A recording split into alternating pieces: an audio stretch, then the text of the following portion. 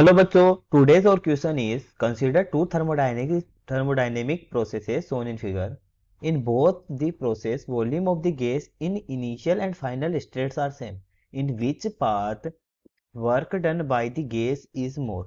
तो हमारे को जो ग्राफ गिवन है वो प्रेशर एंड टेम्परेचर के बिटवीन गिवन है।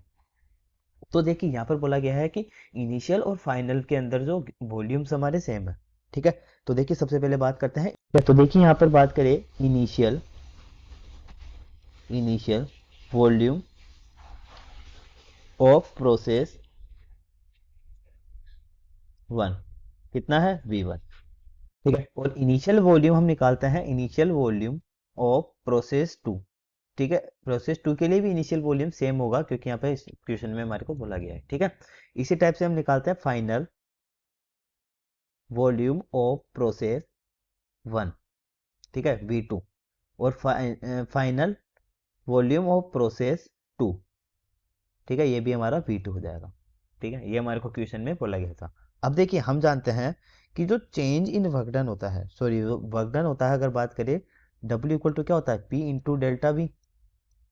ठीक है, तो यहाँ से हम अगर निकाले डेल W1, तो डेल W1 कितना हो जाएगा P into V2 minus V1। Process one के लिए निकालते हैं चेंज इन वर्क डन, तो P into V2 minus V1। ठीक है, V2 माइनस V1, और डेल W2 अगर हम निकालें तो कितना हो जाएगा P into V2 minus V1। ठीक है, तो देखिए दोनों केस में अगर हम देखें तो इसको ले लेते हैं हम P1 और इसको हम P2 ले लेते हैं। ठीक है, दोनों केस में अगर देखें तो V2 माइनस वी वन दोनों में क्या आएगा, सेम आएगा। तो जो W हमारा डिपेंड कर रहा है वो किस पर डिपेंड कर रहा है, P1 एंड P2 के ऊपर। तो किसका प्रेशर ज़्यादा होगा।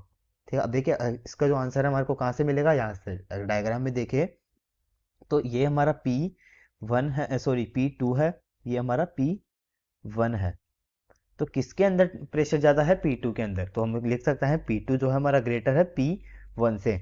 तो हमारा वर्क डन किस पर डिपेंड कर रहा है, P1 पे, P पर डिपेंड कर रहा है। ठीक है, तो यहाँ से हम लिख सकते हैं कि डेल W2 ग्रेटर होगा डेल W1 से।